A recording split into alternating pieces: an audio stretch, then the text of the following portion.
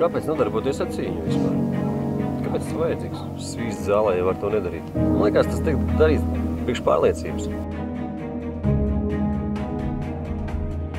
Treniņa laikā tu nedomā par naudu, un citām lietām. Kad tu esi aiz durvīm treniņa zālē, tev ir vienīgi tu un tavs raksturs.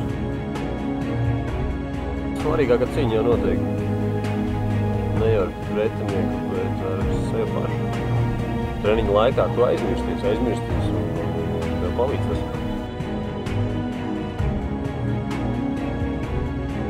Apstoties ar puišiem zālē, visi svīst, visi cenšas. Katrs grib būt labāks, negrib pēdējais no vienības. Katram savs raksturs, katram savi spēcīgi ieroči. Spēcīgs ir viena ātras spēks. Vienam ātras rokas. Visi saprot, ka patiesībā tas piedestāls ir brīvs. Droši. Vai cilvēki, kur atrodas tev blakus, būtu nekurš. Kādam varbūt tas nav svarīgi. Bet nesāt spēcīgs, neredzams ieročis, kurus tev nevar atņemt.